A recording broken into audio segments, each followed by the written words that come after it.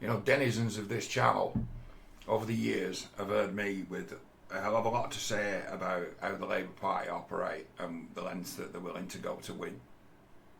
Certainly in Rochdale. We've had a lot of talk about Rochdale on this channel. I've done my best to be fair. I've done my best to be fair. But it's like, this campaign is a snap election campaign, and say the Workers' Party of Great Britain, it's in essence a Rochdale construct. It's an ad hoc, very quickly assembled political party. So it's like, I've said it in previous videos, the guys who've got involved, I'm like, you don't know how bad this is. You've got no idea what these people you're up against are capable of. And they're decent people. It's like weird that. It's like people in the past might say, oh, you racist, Islamophobe, you're talking about the Labour Party stitch, but we really know you're talking about, Muslims, Pakistanis. You just don't like black people. That's the sort of answers you get from, the Labour cretins. And it'd be a matter of, I understand it. There's nothing racist about me. I'm from Rochdale. It's like most of these sort of, if you like, Muslim Pakistani people I know talk exactly like I do. They went to the same schools. They were born in the same hospital. It's like, I've been talking to a guy from Workers' Party who's a local sort of activist, got himself involved. And he's like a well-known local businessman, like a brilliant chef, used to have a restaurant. And it's like, he's a bit of a rogue, but he's kind of cheeky. He's a good lad, but it's like I know him from playing football. That's how far we go back. We go back 25 and 30 years through football. And it's like, I know him as football. I know him as being sort of the opposite manager. My team and his team once had a 22-man brawl. And the only reason why it wasn't a big fuss is because one of my centre-halves accidentally knocked out the ref, and the ref didn't see any of it. It's like, we know each other. We played football against each other. And it's like, we through politics, we've like found ourselves on the same side. And I'm like, you're a well-known local figure. You had a successful restaurant. You could be said to have had a colourful past. You know what I mean? It's like, you're just on this side of the law. You are a cheeky person, but you've had enough. You've had enough. You've had enough of what goes on in Rochdale.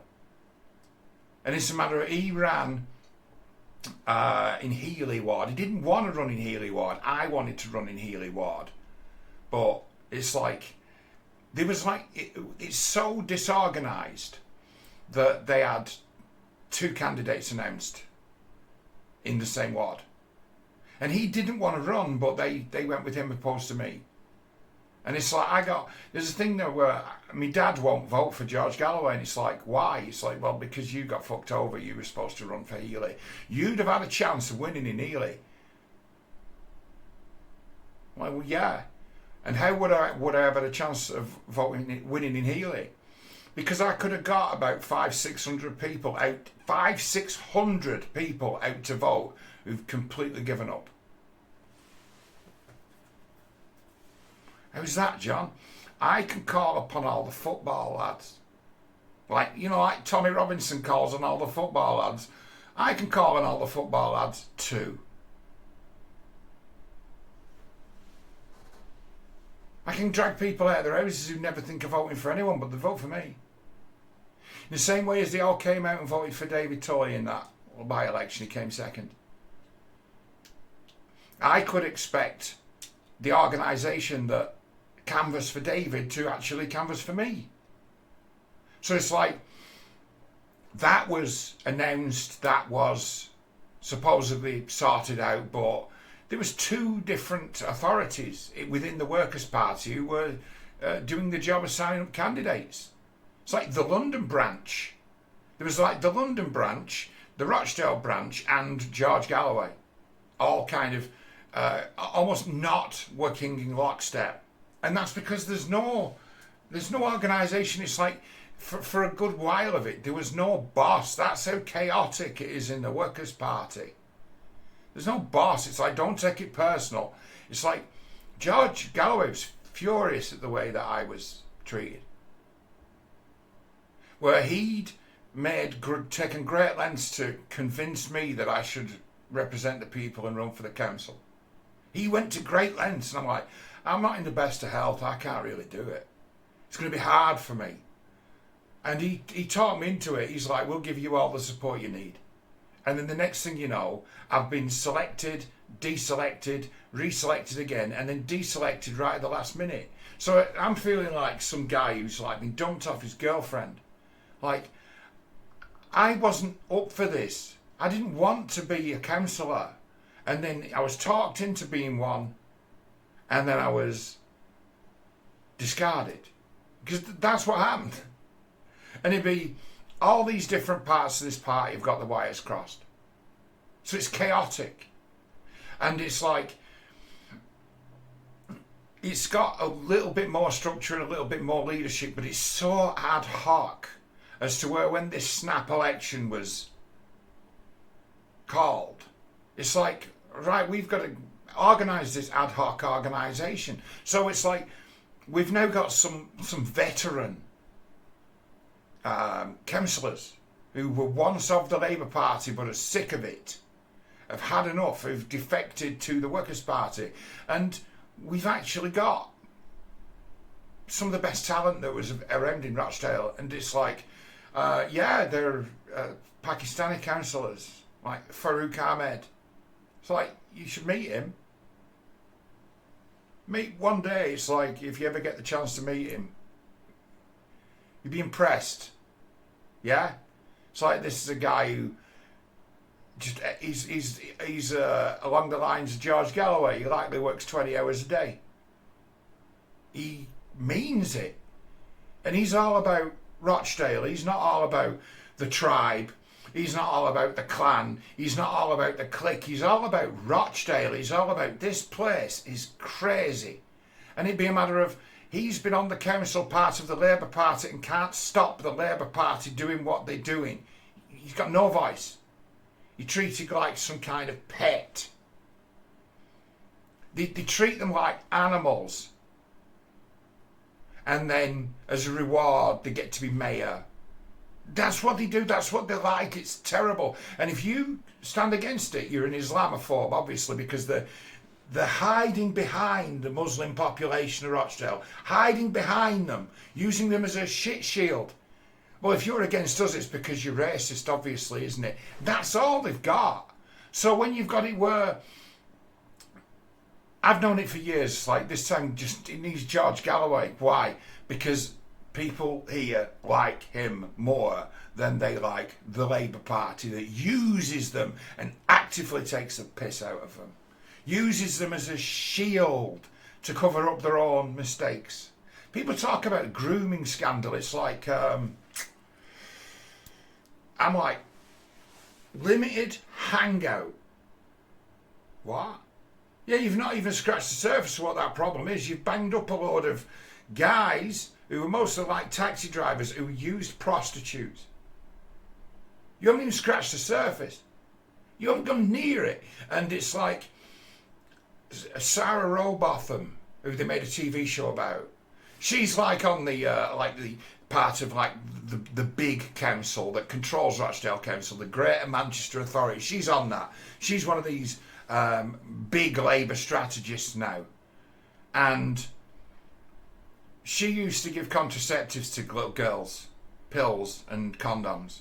And when the guys who were having sex with these children were called Dave and Darren and Peter and Paul, she didn't care. But when they were called Imran and Farouk and Mohammed, suddenly she starts ringing all the bells in the world. So what's that? That, boys and girls, is racism. She didn't give a shit. She didn't give a shit when old men were screwing them girls. As long as they had white people's names, she didn't give a fuck. And then when they've got Muslim names, suddenly we've got a Muslim grooming gang. I'm not saying these guys were good guys. They went to jail. They deserve to be in jail. They have been caught offside. Statutory rape, abuse of young people. It's a terrible crime. But when other people were doing it, they didn't do anything. Most of these girls were in the care of the council. They were problem children that the council knew about, and the council knew that they were promiscuous. They knew that, if you know, for those in the know, children's homes in Rochdale run a little bit like brothels. There's people turning up and picking up these girls all the time, and their attitude was, oh well, they've grown up. They're sexually liberated. Good on them. Have fun while you can. 12 and 13-year-old girls having sex with men. But I say, when they were called Paul and Peter and David and Darren and Wayne, they didn't give a shit. It was a limited hangout. I've been screaming it from the roofs for years that it's a limited hangout. And then it's been picked up as a weapon by the right. And it's like, who set these scumbags from out of town who've made this a political football? Who set them in motion? It'd be Rochdale Labour Party. That's who set them in motion. That's who set it all up. That's who set it going.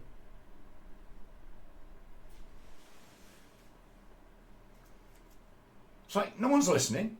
No one really wants to know, because it's for those who'd like to sow disharmony and sow division along racial lines.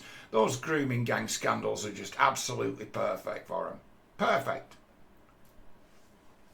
Oh, well, we can tar the whole community with the same brush, like they did back during the old war on terror. Be on the lookout for radical Islamist terrorists. Who did that? Labour Party.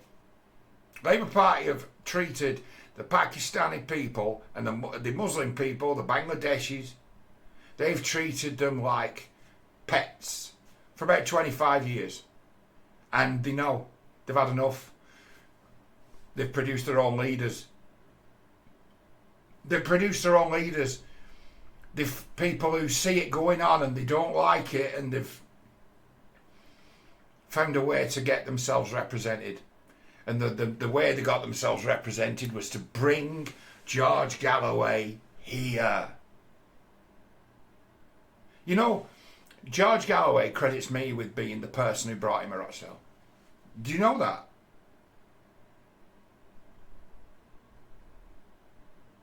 Me.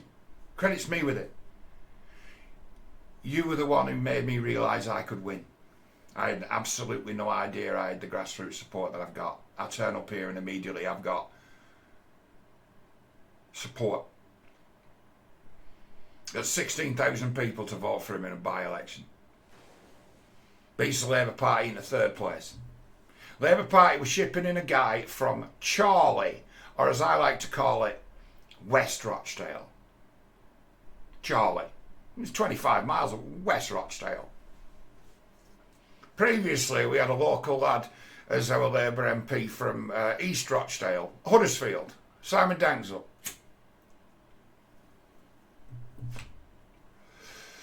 He's just a guy who likes attention and sex and a drink. That's what he is. He guilty of a limited hangout as well. He exposed all this these historical sexual abuse in Rochdale. But he didn't expose anyone Labour's part in it. It was all going hard on the Lib Dems when there's plenty of shit to go around. Always a limited hangout. Always, well, this has been going on and this is who we're going to blame. It's like they are despicable. They've brought down the right wing on Rochdale, outsiders to come in and get involved in our business. They did it so they could frighten the Muslim population as to say, well, we'll protect you from these dangerous right-wing thugs. Have you seen it? Tommy Robinson's been in town. He's your enemy. He's going to whip up mobs of white people. I've seen them do it. I've seen it. Seen the way that the council educate immigrants who come to this country. Funny that how I used to be friends with Mark Coleman, who's the name that Just Stop Oil, Doomer, Rah Rah, Green Party, wife's a Labour councillor. So I reported her to the council when she was a serving councillor to say, look at this video, I'm sure this is one of your councillors, gluing herself to the road. And they said, no, it's not her, surely not. You're damn right it was her. They were just pretending it wasn't. Just Stop Oil, Extinction Rebellion are a radical wing of the local Labour Party. They are.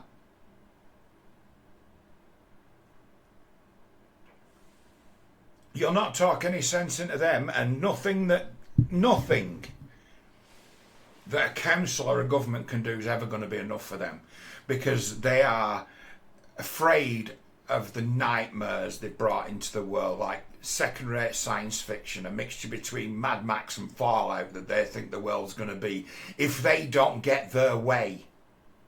It's disgusting. That's who we've got. And their response to legitimate resistance to the madness is, you're a racist, you're a homophobe, you're a transphobe, you're an Islamophobe. That's all they've got. And they've got some incredible ways of going about it. They've got a real network for dirty tricks that can make a guy like your humble narrator a pariah, unemployable. Oh, he's that racist guy off YouTube.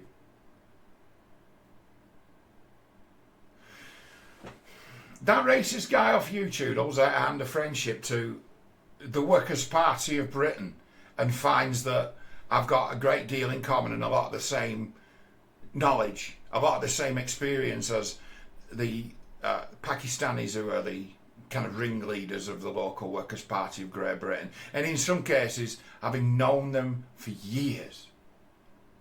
Isn't that a thing? As to where they hold out the hand of friendship to me is to say, yeah, you've been right all along. We know about you. You're right. But we were too afraid to say, because of what the repercussions would be on our business when the Labour Party decided to turn on us. And then eventually they've had enough and they run the full risk now. They're out in the open as to say, these people will destroy your business.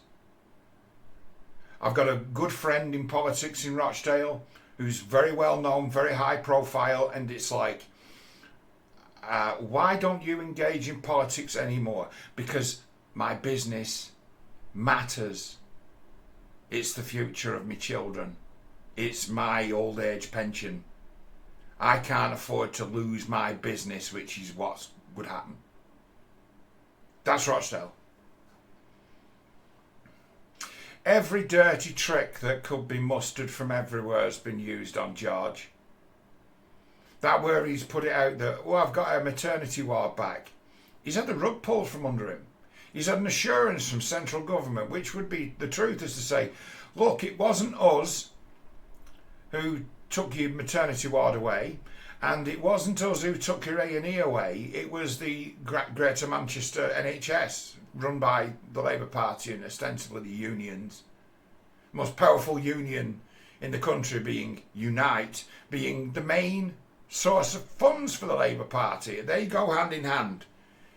There's a revolving door between Unite and the Labour Party, Unite and the Labour Party, Unite and the Labour Party. So we've in essence got a fifth column in our government that works to rule and has a dysfunctional relationship with its father, its employer, the government. They pretend like everything's okay when Labour are in power because they were the ones who recruited them all. And then when Labour get voted out because people have had enough of Labour's nonsense, they stay behind as saboteurs and in essence work to rule with the most powerful union in the country, working against the government that they work for. That's why we've got a dysfunctional country. That's why our public services suck. It's because most of the employees of the government are in rebellion against the government. That's the truth of it. That's why the NHS sucks. That's why incompetence in the NHS is rewarded. Money is wasted hand over fist, and a lot of it's to do with the attitudes of some who play the victim, and the ones who play the victim do the least amount of work and the most amount of talking. I've spent a lot of time in the hands of the NHS in the last year or so, and you know what it is? Some of those people are wonderful, brilliant. Some of the greatest minds and greatest talent we've got in this country work for the NHS. But then a whole lot of wastes of space at the same time. The competent ones cleaning up for the idiots. Constantly. That's what it is. COVID taught them all something.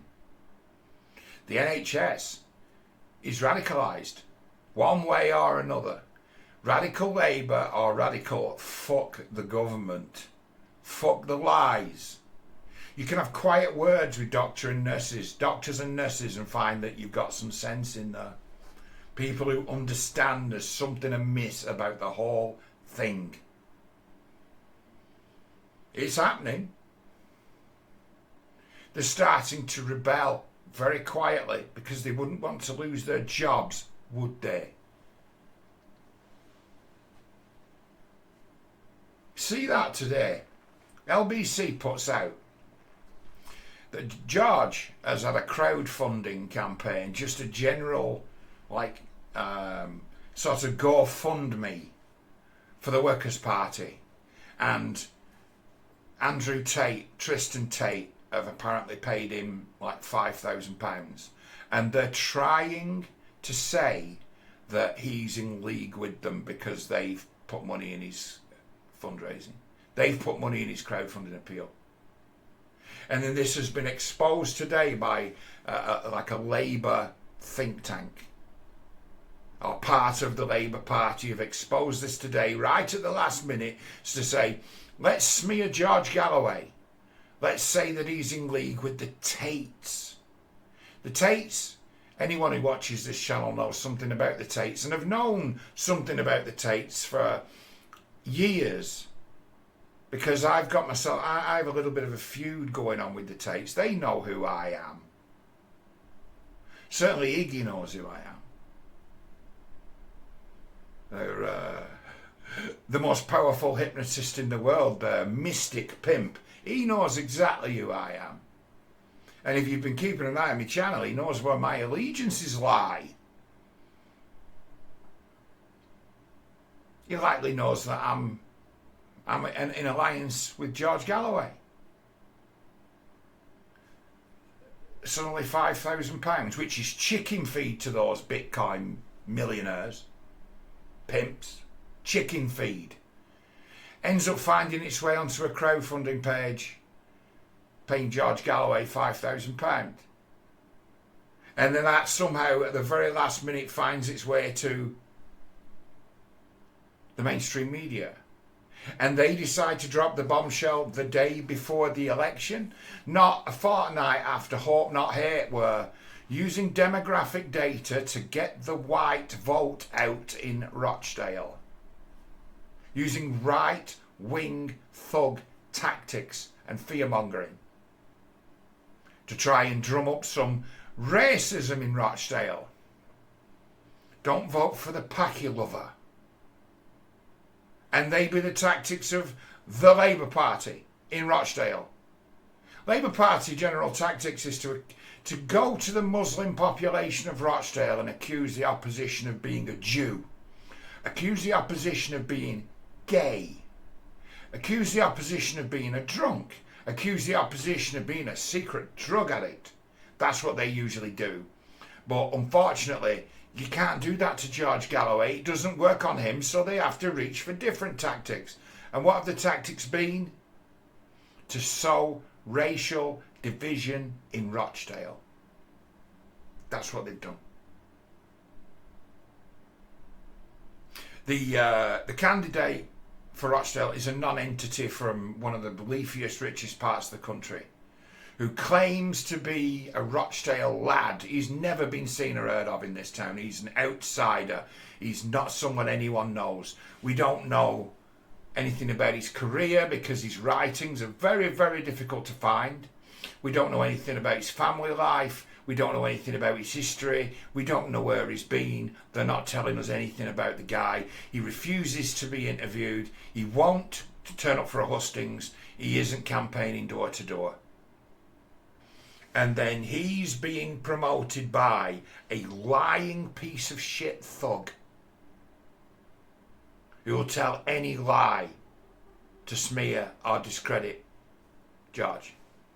George is running a campaign that is, apart from it not being based on fear-mongering, is exactly the same campaign as Simon Dankzuk run last time there was a kind of clean election in Rochdale, by realising that the Muslim population in Rochdale all vote. Nearly all vote, so you just have to really secure their vote in order to win.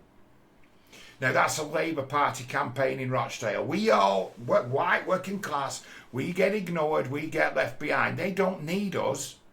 They go straight to them. So now they can't do that anymore because they've woken up and they've learned to think for themselves and they've brought themselves in a candidate they like, who they would like to have represent them. It's a dream come true for those people. They love George Galloway. They love George Galloway. I'm as sharp as anyone when it comes to political analysis. Seriously. And I'm like, saying for years, George Galloway comes here, these people will all vote for him, he'll just win. It's just, there's no two ways about it. He's already got roots here that run deep.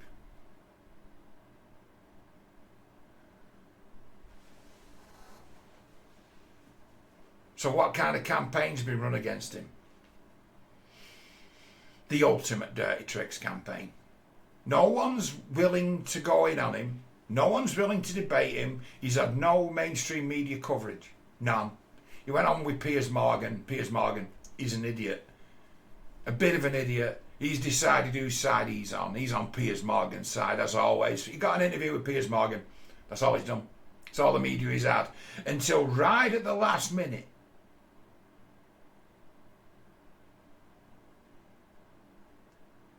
they associate him with the Tate brothers. He's taken money off the Tate brothers. They're key financial donors and sponsors. You know, if I was one of George's key financial donors and sponsors, people I know personally, I'd be very disappointed that the Tates have been said that they're key financial sponsors and supporters. Because the money that's paid for George's campaign is Rochdale money. There might have been a crowdfunding from the outside, but it's a matter of to call the Tate brothers, who I've had my own sort of beef with for how long now? 6, maybe 7 years? To suddenly throw their hat in the ring and throw some chicken feed at the Workers' Party of Britain on an open crowdfunder and then, you know, let it be known, make it public. Like those idiots will be waiting for a video from me screaming and shouting about it like I'm doing now. They'll be waiting for that. Ha! We just fuck with John Boy, who's fucked with us. I've been onto those people for years. Before they were even famous, I knew that they were running a pimp game. It's not really to my credit, but it's an unfortunate reality in my life. I know something of that kind of game. I'm from Rochdale, where, you know, the masters of the pimp game have operated without anyone standing in the way for 20, 25 years. Just have the right friends and family who are willing to lie on your behalf, and you can get away with anything in this town. Have the right connections, get dirt on the right people, and you can get away with anything. It's what it's like, and we've had enough of it. We've had enough of it. We've had enough of brainless morons, some of them who don't even have command of the English language, being elected as puppet councillors. Puppet councillors. And then just simply being used as a rubber stamp. Because that's what's been going on.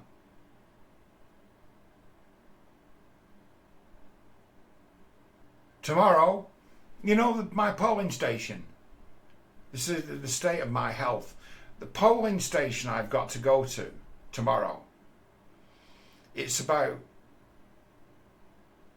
400 yards away from my house, and I'm going to have to get someone to drive me to it. That's the state of my health. I'm going to have to get someone to pick me up and give me a lift so I can go and vote. But I'll be voting. And I'll be taking everyone with me.